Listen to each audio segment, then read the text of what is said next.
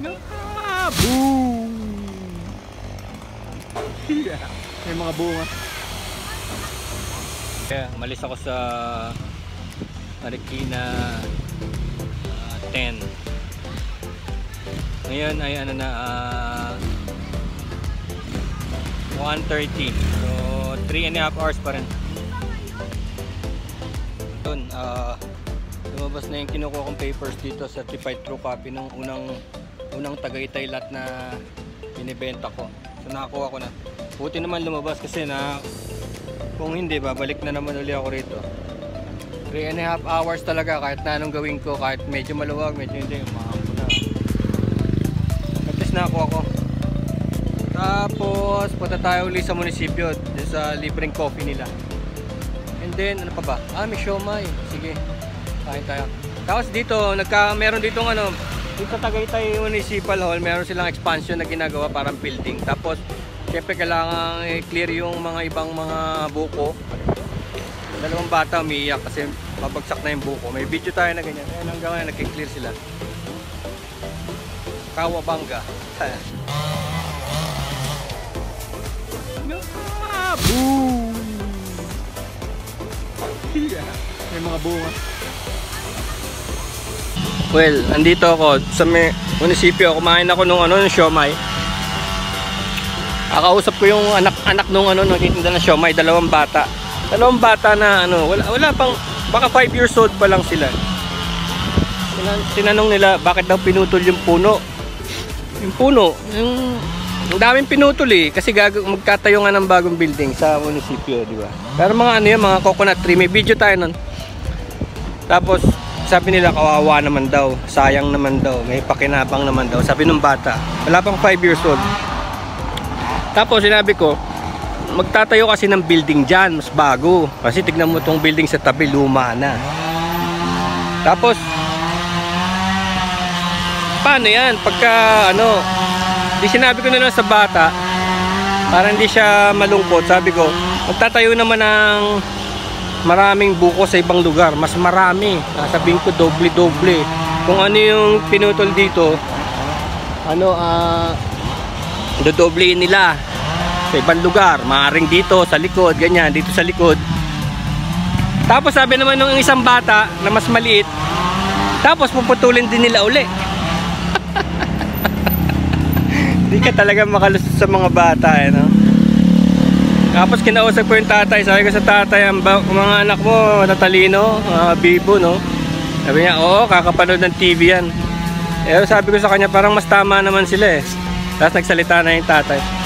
Oo nga kasi sa atin pagka hindi sementado parang walang development, di ba? Di ba ganun sa atin, pag hindi sementado parang walang asenso. Mas tama pa yung mga bata, Tayo gusto natin sementohin lahat.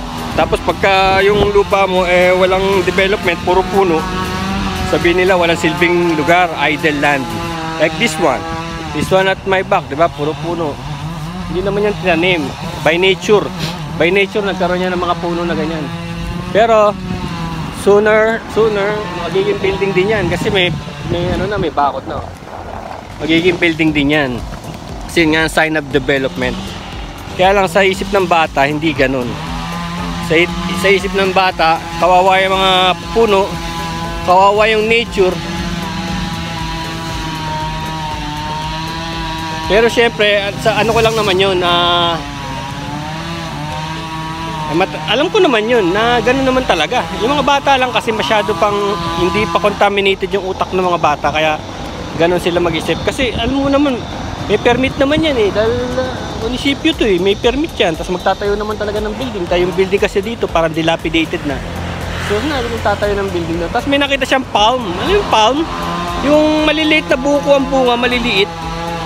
Sabi niya, bakit yan kuya, hindi pinutol? Bakit daw yung maliliit, hindi pinutol? Kasi hindi nakaharang dun sa site plan. Hindi naman nakaharang. Kaya hindi pinutol.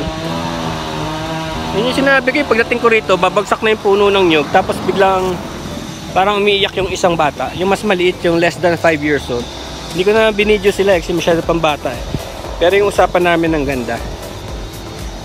Papayag naman siguro yung papa niya na video ko sila. Kaya lang, wag na. Basta't mga bata, napaka fresh pa ng isip.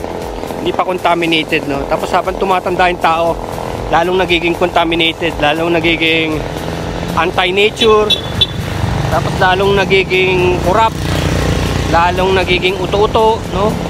Lalong nagiging greedy, mukhang pera. Ganun na pagka tumatanda na yung tao.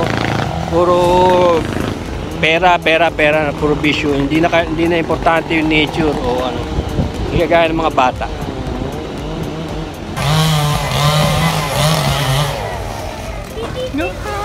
Boom! May mga bunga. Ngayon, maaga tayo ngayon. Alas 2 pa lang, oh. Alas 2 pa lang. Ito yung pinakamaaga natin. Kasi usually, diba, dumarating ako dito 3:30. So ngayon, alas 2 pa lang. Tapos na ako. Dito na sa bag ko yung kinuha ko papers sa Registry of Deeds. Yung gagawin natin, tignan natin kung makahanap tayo ng bulaluhan sa tabi. Tapos kung hindi, tambay tayo doon sa Silang Cavite. Ang daming halaman. Daming tinitang halaman doon eh. Tingnan natin kung mura ba talaga o hindi naman. Saka yung mga prutas. Kasi dati merong haka-haka rin sa Tagaytay na mura ang halaman tsaka mura ang prutas. Pero parang di na rin kasi. Let's see. So, dito tayo sa may view deck ng Days Hotel. Hindi masyadong clear ngayon. Di clear skies ngayon dahil foggy, cloudy. Dahil malamig siya. Pero umuusok yung vulkan. Tingnan sa likod, umuusok siya. Umuusok. Malamig.